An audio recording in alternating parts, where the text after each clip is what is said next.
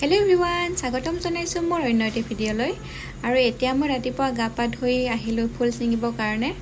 যিহেতু এতিয়া পবিত্ৰ শাওণ মাহ চলি আছে আৰু সেয়ে মই মন্দিৰ যাবৰ কাৰণে এতিয়া মোক ফুলৰ দৰকাৰ, সেয়ে ওলাই আহিলোঁ ফুল ছিঙিবৰ কাৰণে। কিন্তু এতিয়া ধতুৰা ফুল ইমানেই পোৱাটো টান, কিবাকৈ 3টা পালোঁ আৰু এতিয়া বেলপাত ছিঙিবৰ কাৰণে গৈ আছোঁ। বেলগছজোপা ইমান দূৰত আছে, মই লগেই নাপাওঁ, কিবাকৈ কেইটামান বেলপাত লৈ ল'লোঁ।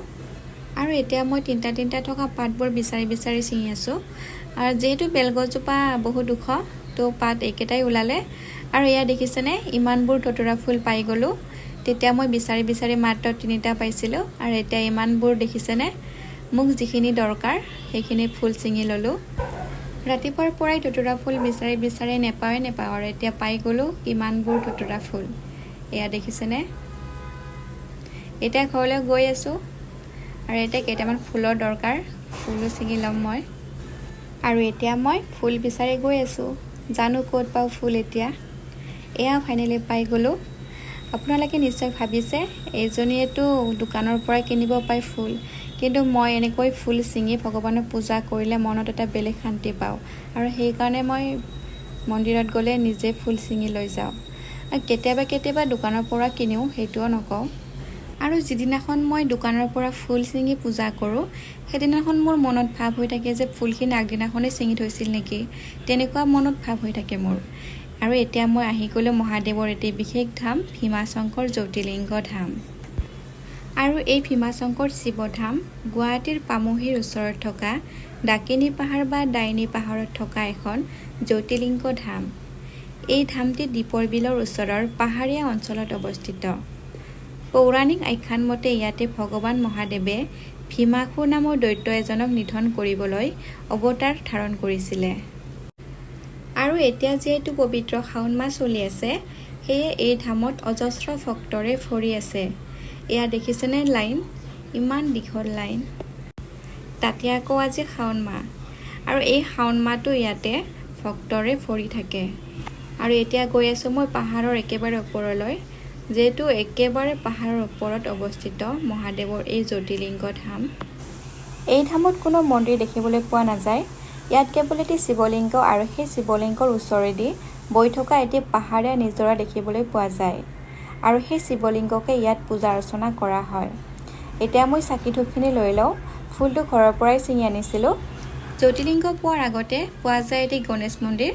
এতিয়া মই প্ৰথমে গণেশ মন্দিৰত সেৱা জনাই তাৰপিছত জ্যোতিৰ্লিংগ দৰ্শন কৰিবলৈ যাম।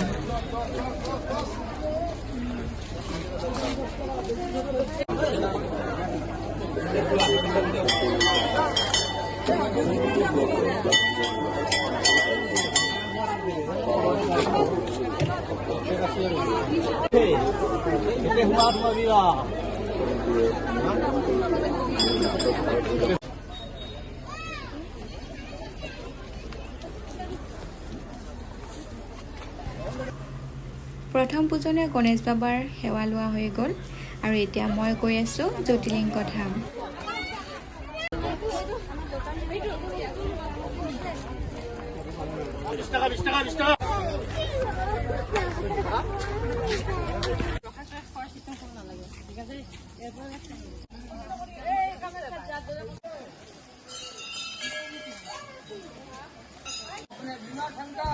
ফাইনেলি মই আহি পালোঁ জ্যোতিৰ্লিংগ ধাম।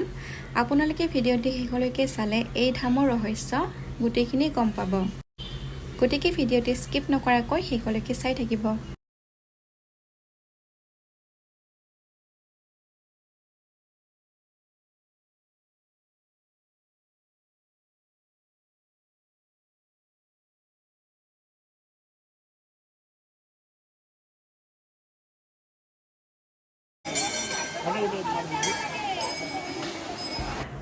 শিৱপুৰাণত উল্লেখ থকা মতে লংকেশ্বৰ ৰাৱণৰ ভায়েক কুম্ভকৰ্ণই পাতালৰ ৰজাৰ জীয়েক কাৰ্কটিক বিয়া কৰাব বিচাৰিছিলে।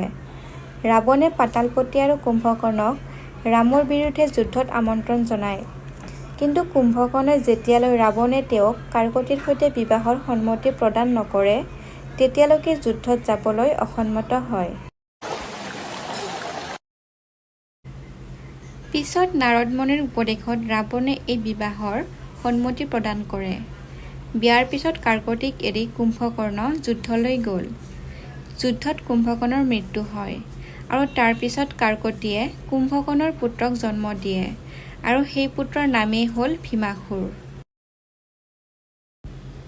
ভীমাসুৰে ভগৱান ব্ৰহ্মাক তপস্যা কৰি বৰ লাভ কৰি ভগৱান বিষ্ণুক প্ৰত্যাহ্বান জনায় আৰু যুদ্ধলৈ আমন্ত্ৰণ কৰে।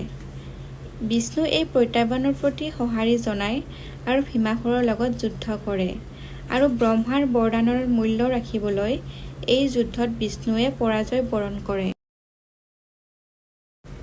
তাৰ পিছতে ভীমাসুৰ অহংকাৰী হৈ পৰে আৰু বিভিন্ন ৰজাক বশ আৰু বন্দী কৰা আৰম্ভ কৰি দিয়ে। ভীমাসুৰে কামৰূপৰ ৰজা প্ৰিয়ধৰ্মনক পৰাজিত কৰি তেওঁক আৰু তেখেতৰ পত্নী দক্ষিণা দেৱীক বন্দী কৰি ৰাখিছিলে। প্ৰিয়ধৰ্মন আৰু তেওঁৰ পত্নী শিৱভক্ত আছিলে আৰু তেওঁলোকে কাৰাগাৰতো শিৱৰ আৰাধনা কৰিছিল। ভীমাসুৰে তেওঁলোকৰ আৰাধনাত বাধা দিবলৈ সৈনিক পঠিয়াইছিল, কিন্তু শিৱৰ ক্ৰোধত সকলো ভস্ম হৈ গৈছিল আৰু সেইকাৰণে ভীমাসুৰে প্ৰিয়ধৰ্মনক হত্যা কৰিব বিচাৰিছিল।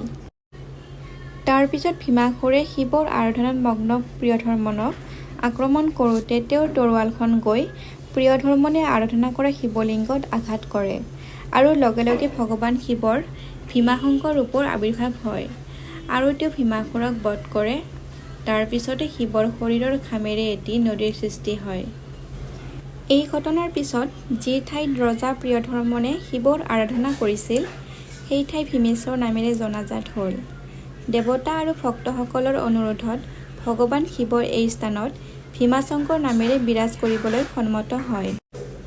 তেতিয়াৰে পৰা এই ধাম জ্যোতিৰ্লিংগ ৰূপে পূজা অৰ্চনা হৈ আহিছে।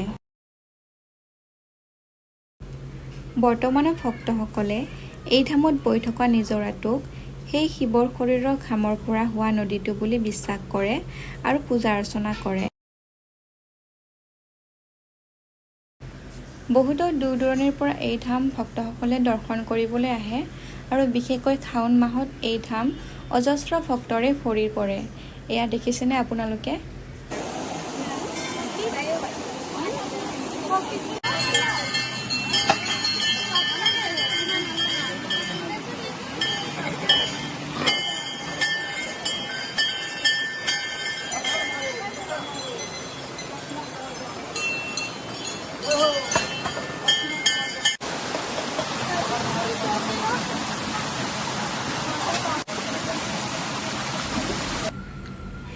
একেবাৰে জ্যোতিৰ্লিংগৰ ওচৰৰে বৈ থকা এই নিজৰাটো সেই সময়ৰ মহাদেৱৰ ঘামৰ পৰা সৃষ্টি হোৱা নদীটো বুলি ভক্তসকলে বিশ্বাস কৰি আহিছে।